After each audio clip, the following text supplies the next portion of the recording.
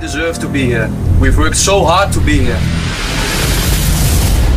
Now we are in this round and we have a beautiful opportunity to put our nation on the map. Don't forget who you're playing for. Think about who you play for your family, for your country, for your honor. Then we go out and we kill them today, okay? Kokoh seperti Fred de Boer. Begitulah Jai Itzes. Bek timnas Indonesia ini selalu mengesankan di lini pertahanan. Vlahovic, great strength, but Jai Itzes sliding in.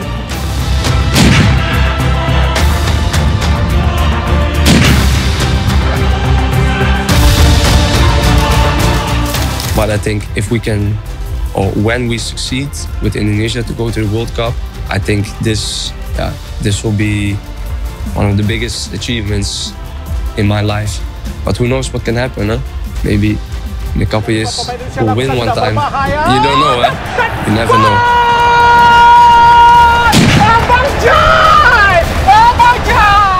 Nobody believes in us, but we believe. We believe.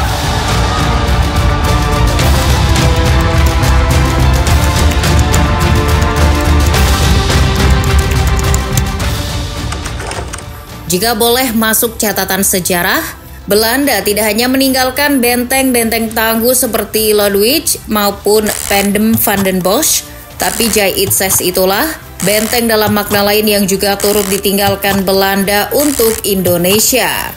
Pemain yang akrab disapa Bang Jai itu masuk tanpa permisi dan langsung sukses menjalankan misi. Dirinya jadi lambang kekuatan di lini pertahanan timnas Indonesia. Jai jadi garda terdepan untuk membendung setiap gempuran lawan yang datang. Namun yang mungkin kalian belum tahu, Jai lebih dulu mencicipi asam garam kehidupan sebelum akhirnya menjadi andalan di lini pertahanan skuad Garuda.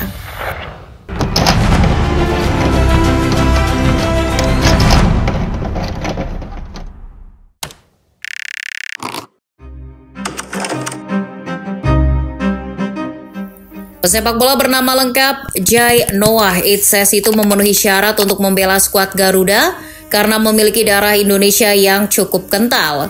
Bukan dari kedua orang tuanya, melainkan dari kakek dan neneknya.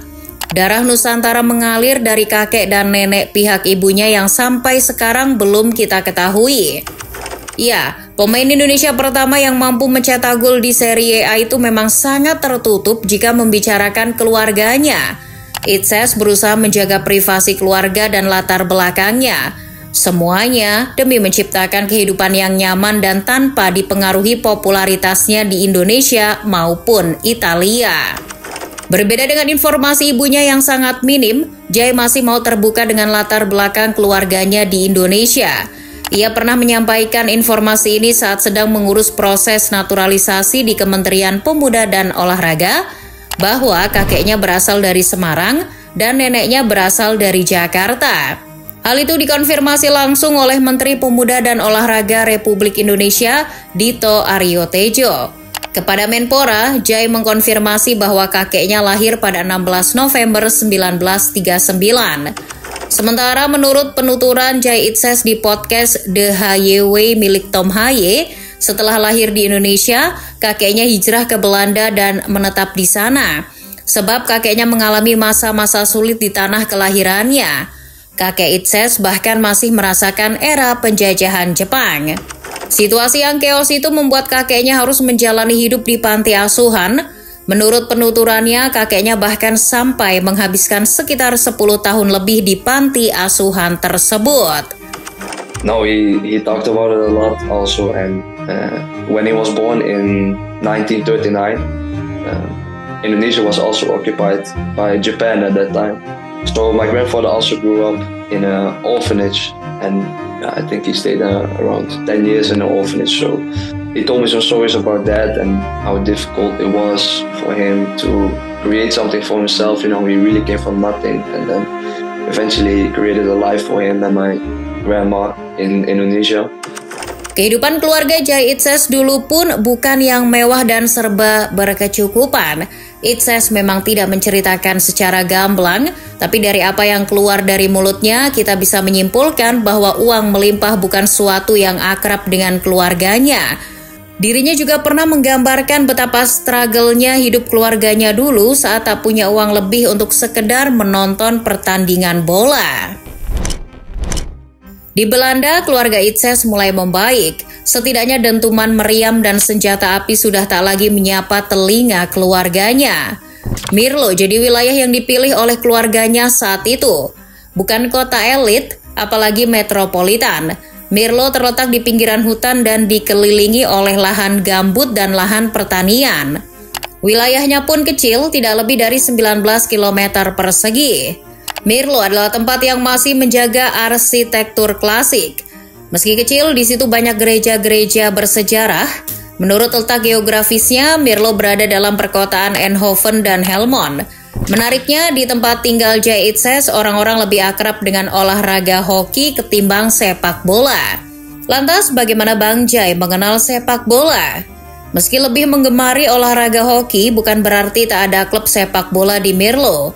Setelah kakeknya, klub bernama Mifano jadi tempat selanjutnya bagi Jay untuk mempelajari sepak bola.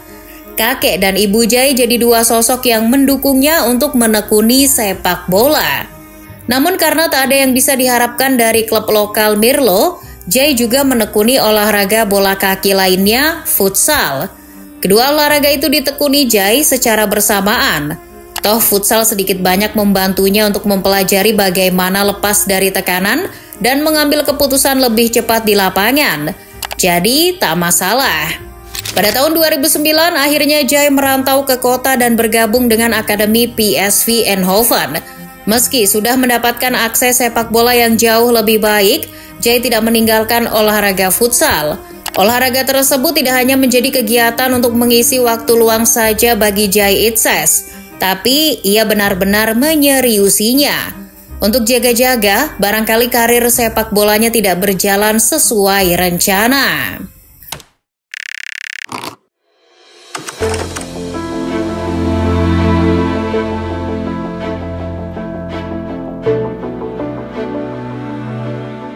Setelah 5 tahun di Akademi PSV Eindhoven, Jay Itses pindah lagi ke VVV Venlo dan kembali ke Eindhoven. Namun bukan bersama PSV, melainkan FC Eindhoven U17. Di klub itulah karir Jay mulai terarah. Pelatih tim muda Eindhoven kala itu lebih gemar memainkan Jay sebagai gelandang bertahan. Ketenangan yang didapat dari futsal ditambah kemampuan distribusinya jadi alasan mengapa gelandang jadi posisi yang tepat baginya. Sampai pada akhirnya Jay Itses berada di persimpangan antara futsal dan sepak bola pada tahun 2017. Keputusan harus segera diambil karena saat itu Jay sudah mendapat panggilan dari tim nasional futsal Belanda U17. Mereka harus bermain untuk kompetisi antar negara, namun belum memiliki tim. Akhirnya Itses dipanggil seleksi.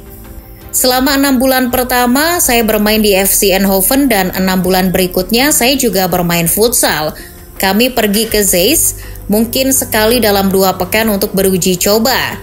Setelah 6 bulan seleksi, aku terpilih dalam suatu tim yang terdiri dari 12 pemain. Meski skuad timnas Belanda usia muda jadi langkah karir yang menarik, namun di lubuk hati yang paling dalam ia ragu. Hatinya masih nyangkut di sepak bola. Terlebih di sisi lain, Itses mulai mendapat menit bermain di skuad utama FC Eindhoven. Setelah pertimbangan matang dan diskusi dengan ibunya, Jay akhirnya melepas kesempatan untuk berkarir profesional di futsal. Ia memilih untuk memperjuangkan posisinya di Eindhoven. Peran ibunya sangat penting dalam setiap keputusan Jay, sebab alasan awal Jay menekuni sepak bola ya demi membahagiakan ibunya. Tak ada alasan lain. Keputusan yang diambil pun terbilang tepat. Setahun kemudian Jay resmi mendapat kontrak profesional pertamanya di Eindhoven. Ia jadi bagian tim untuk mengarungi kasta kedua Liga Belanda musim 2018-2019. Di bawah asuhan David Nascimento, Jay Itses didapuk menjadi gelandang serba bisa. Ia terkadang dimainkan sebagai bek kanan, bek kiri, dan bek tengah. Namun musim 2018-2019 Itses lebih sering menempati posisi gelandang bertahan. Tercatat ia memainkan 33 pertandingan di Eredivisie, 17 diantaranya sebagai gelandang. Di tahun kedua, Itses terganggu oleh cedera yang tidak dijelaskan secara rinci. Cedera itu membuatnya kehilangan beberapa laga penting. Seiring cederanya Itses, performa Eindhoven pun tak stabil. Kekalahan demi kekalahan terus diperoleh oleh tim yang bermarkas di Jan Lower Stadium itu. Di musim 2019-2020, Itses hanya memainkan 20 pertandingan saja di Eredivisie, namun ada yang berbeda dari laga-laga yang dimainkan Bang Jai. Pemuda keturunan Semarang ini tak lagi memainkan peran sebagai gelandang bertahan. Pelatih barunya, Ernie Brands, memintanya untuk lebih turun dan menjadi bek tengah. Salah satu alasan mengapa Jai dipindah posisi adalah karena Eindhoven melepas 2 bek andalannya, Sibe van der Heyden ke Union Saint-Gilloise dan Augustin Loof ke Baslan FC. Sedangkan bek-bek baru yang didatangkan tak menunjukkan performa yang diinginkan oleh Ernie Brands. Selain itu, sang pelatih melihat Jai kurang cocok di posisi gelandang. Dirinya dinilai terlalu tinggi dan lamban untuk posisi itu. Karena tak mau menyia-nyiakan talentanya, Jai pun dicoba untuk fokus bertahan saja. Meski diganggu cedera, Itses selalu menampilkan performa terbaik ketika diturunkan. Berkat pergantian posisi ini, Jai mulai diminati oleh beberapa klub papan atas Liga Belanda. Meski begitu, klub kasta kedua yang lain, yakni Go Ahead Eagles, jadi yang paling serius meminang Jai. Mereka awalnya tertarik karena mengira bahwa kontrak Jai di Eindhoven sudah habis akhir musim 2019-2020. Setelah negosiasi singkat, Jai pun sepakat untuk menerima pinangan Go Ahead. Ternyata saat negosiasi dengan pihak Eindhoven, Go Ahead menemui fakta yang menjadikan saga transfer ini berlarut-larut. Dilansir Eindhoven's Dagblad bahwa kontrak Jai ternyata belum habis. Pihak Jai dan Eindhoven kabarnya belum sah secara resmi untuk mengakhiri kontrak, karena saat itu masih ada klausul perpanjangan 1 tahun. Pihak Go Ahead pun merasa dipermainkan. Mereka sudah kebacut tresno sama si Itses, tapi maunya gratisan, nggak mau memenuhi biaya transfer yang diminta Eindhoven. Negosiasi pun sempat mandek. Go Ahead pun mengambil langkah mundur untuk mencari siasat. Di sela-sela ini beberapa klub juga berusaha membajak kesepakatan.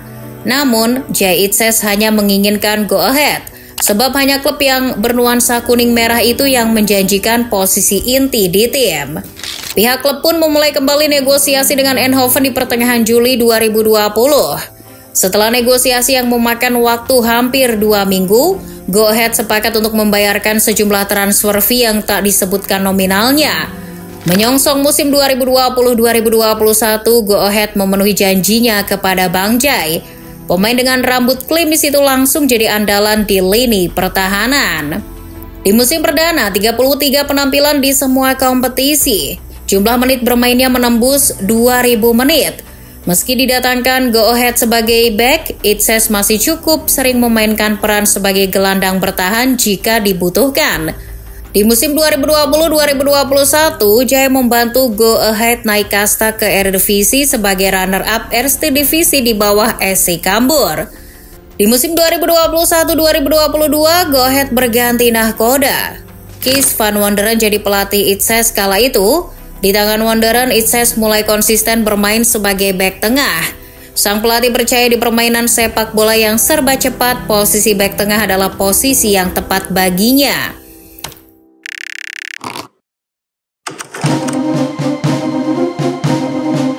De coaches ook, of om te vlaggen. Musim 2021-2022 jadi musim pertama Jai Itses merasakan kompetisi kasta tertinggi di Belanda.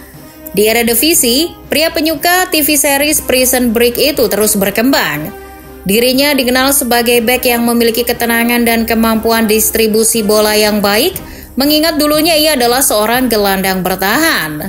Naluri bertahannya pun cukup kuat, ia tangguh dan bisa diandalkan dalam duel-duel udara. Tak cuma itu, Jai Itses juga menjadi pemain belakang yang sangat disiplin dalam menjaga areanya. Pengambilan keputusan di setiap aksi defensif membuat Itses minim mendapat kartu. Selama 2 musim di Eredivisie, Itses hanya mengantongi 6 kartu kuning tanpa 1 pun kartu merah. Performanya terus stabil, tapi Go Ahead Eagles memilih untuk tidak memperpanjang kontraknya di akhir musim 2022-2023. Jay Itzes pun tidak terlalu ngoyo untuk memperjuangkan kontraknya, karena saat itu ada tawaran dari klub Skotlandia Aberdeen. Namun setelah bernegosiasi dengan klub yang pernah dilatih oleh Sir Alex Ferguson itu, agen Jay mendapat telepon dari Italia. Suara di balik telepon itu mengaku bahwa ia adalah perwakilan dari salah satu klub di Italia. Setelah beberapa kali kontak, ternyata klub tersebut adalah Venezia. Mendengar ada klub dari Italia yang tertarik pada jasanya, Itzes pun meminta untuk segera menghentikan koneksi dengan Aberdeen. Menurutnya, Italia merupakan salah satu negara yang tepat bagi para pemain bertahan untuk berkembang. Jay Itzes paham betul bahwa sepak bola Italia telah melahirkan banyak bek bertahan kelas wahid. Filosofi sepak bola bertahan jadi dogma yang diamini oleh sebagian besar klub di sana. Dan Jay terpancing untuk terus push the limit, sejauh apa dirinya bisa berkembang di sana. Because that's also one of the reasons why I came here. Like 1.5 years ago, I was still playing at Go Ahead Eagles. Yeah. And yeah, at that time I was a free agent, so I had some choices, if you like to say it like that. And Venezia was one of the choices. And yeah, for me, when Italy came into the picture, Tom also has played here before. Yeah. Yeah, for defenders, it's like, yeah, it's the place to be if you want to improve to be a defender. Jay mengesampingkan status Venezia yang hanya klub Serie B. Jay pun dengan mantap menandatangani kontrak berdurasi 4 tahun di sana. Laga melawan Spezia di Coppa Italia jadi laga debut Itzes bersama Venezia. Sayangnya, laga tersebut justru memberikan kesan negatif. Jay yang bermain selama 120 menit gagal memberikan kemenangan untuk timnya.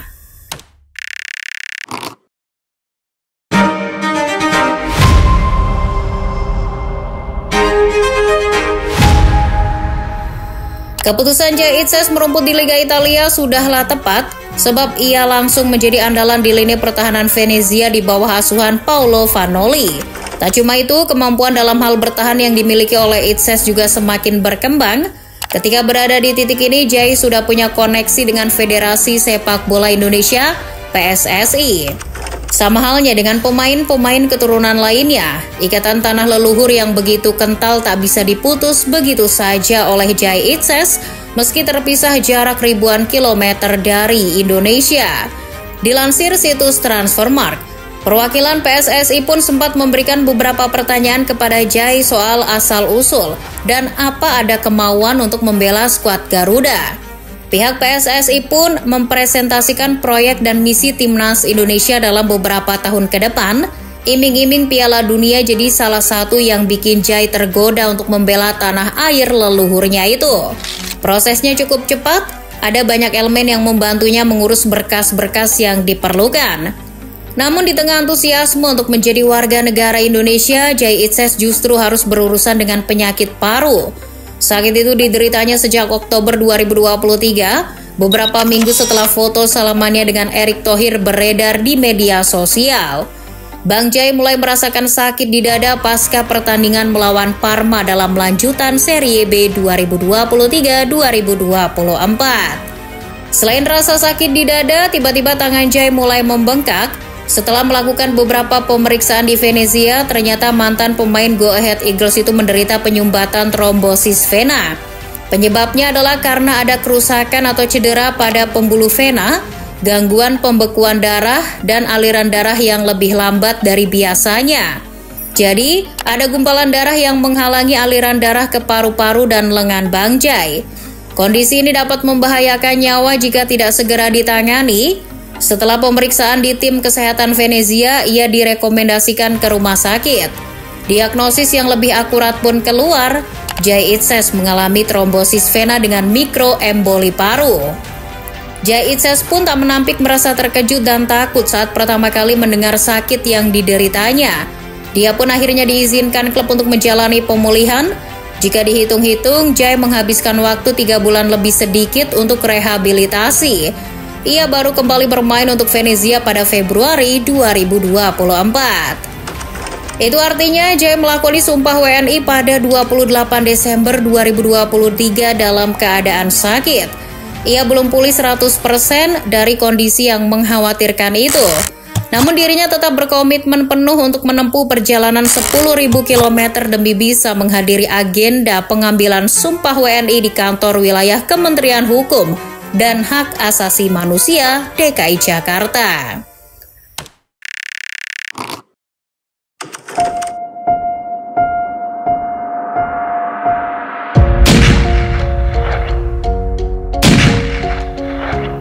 Meski sempat mengidap penyakit, Venezia tetap mempercayakan lini pertahanan kepada Jai Itzes. Di paruh kedua musim 2023-2024 ia kembali jadi andalan.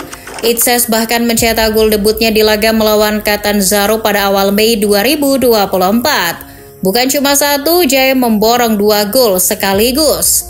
Sayangnya penampilan spektakuler Bang Jai gagal membantu Venezia terbebas dari kekalahan. Venezia justru kalah 3-2 dari Catanzaro.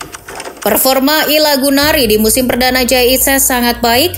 Mereka konsisten bersaing di papan atas. Dari 25 laga yang dimainkan Jai, 9 diantaranya berakhir dengan clean sheet. Tak heran jika mereka mampu mengamankan babak playoff promosi setelah menempati posisi 3 di akhir musim.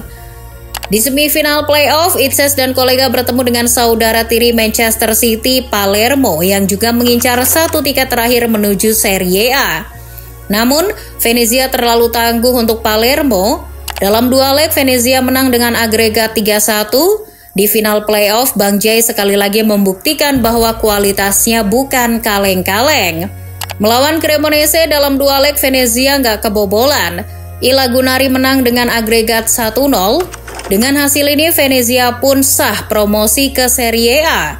Pasca berakhirnya musim 2023-2024, Bang Jai termasuk pemain dengan rating tertinggi versi FOTMOB di klubnya dengan nilai 7,11. Rating ini menunjukkan bahwa Itzes adalah elemen penting dalam keberhasilan Venezia kembali ke Serie A. Torehan karir Jai Itzes membuat warga Indonesia kembali merasa bangga. Sepak bola seakan menjadi ladang cetak sejarah bagi Indonesia. Jai Itzes yang telah masuk bagian dari tim Venezia sejak 2023 jadi pemain Indonesia bahkan ASEAN pertama yang mampu mentas di Serie A. Membanggakan, bukan? Musim 2024-2025 dimulai, Jai Itzes paham betul situasinya akan jauh berbeda dari Serie B. Di Serie A tidak ada tim-tim gurem macam Ascoli atau Cosenza. Semua tim akan menjadi lawan yang kuat bagi Venezia selaku pendatang. Materi pemain dari setiap klub lawan pun jauh berbeda dari Serie B. Musim sebelumnya, Itzes hanya menjaga striker-striker kaliber Matteo Luigi Brunori atau Franco Vasquez. Namun di Serie A musim 2024-2025, Itzes harus berhadapan dengan penyerang-penyerang kelas wahid. Pemain-pemain macam Dusan Vlahovic, Lautaro Martinez, Dufan Zapata, Moiskin, hingga Romelu Lukaku jadi makanan sehari-hari Itzes. Demi menghadapi pemain sekelas mereka, Jai Itzes terus menempa dirinya. Hingga akhirnya nama-nama tersebut mulai frustasi jika menghadapinya. Pada Maret lalu misalnya saat Venezia menahan imbang Napoli dengan skor 0-0. Jai Itzes mungkin bukan pemain terbaik di pertandingan itu. Namun dirinya berhasil mematikan pergerakan Lukaku. Striker asal Belgia itu bahkan hanya mampu melepaskan 1 tembakan on target. Sebelum itu ada momen menarik saat Jai Itzes menghadapi Dusan Vlahovic. Striker Juventus tersebut mengalami malam yang tak tenang ketika bermain menghadapi Venezia. Jai Itzes selalu mengikutinya kemanapun ia pergi. Vlahovic bahkan sampai terpancing emosinya dan adu mulut dengan bek timnas Indonesia tersebut. Sayangnya Serie A dirasa masih terlalu sulit bagi Venezia. Saat narasi ini ditulis, I Lagunari masih berada di zona degradasi dengan hanya mengumpulkan 3 kemenangan saja. Meski begitu, jumlah kebobolan Venezia tercatat lebih baik dari beberapa klub yang performanya lebih baik. Dengan adanya Jai Itzes di lini belakang Venezia, mereka baru kebobolan 42 gol di pekan ke-29. Itu sedikit lebih baik ketimbang beberapa tim yang peringkatnya di atas Venezia. Misalnya Parma yang sudah kebobolan 49 gol, Cagliari yang sudah kebobolan 44 gol.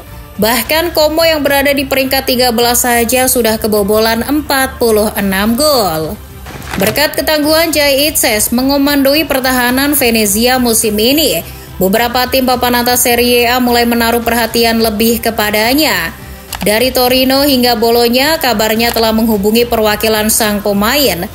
Namun yang paling mengejutkan, Itzes juga dipantau oleh Inter Milan, Juventus, Atalanta, dan Napoli, tim-tim langganan 4 besar Serie A. Salah satu jurnalis ternama asal Italia, Niccolò Schira pun pernah menyebut bahwa Inter Milan jadi yang paling serius untuk memboyong Bang Jay. Mereka sudah mengirimkan tim scouting untuk memantau permainan Jay di Venezia. Perwakilan Inter itu datang saat Venezia menahan imbang Atalanta Maret lalu. Tak berhenti di situ, beberapa media juga mengklaim ada pernyataan dari agen Itzes, Bilal Acenteh, bahwa Jay Itzes jadi pemain Indonesia yang sedang jadi bahan pembicaraan oleh klub-klub Eropa. Selain dari Serie A, Bilal mengkonfirmasi bahwa klub-klub Bundesliga dan La Liga juga ada yang menghubunginya. Kehadiran pemain berkualitas sepertinya di Indonesia menjadi motivasi untuk pemain timnas lainnya bahwa sepak bola Indonesia tidak kalah hebat dari sepak bola negara lainnya. Semangat ini harus terus menggelora di hati pemain-pemain Indonesia lain. Harapan besarnya semoga akan ada Jay Itzes lainnya yang bisa berkarir di liga-liga kasta tertinggi Eropa.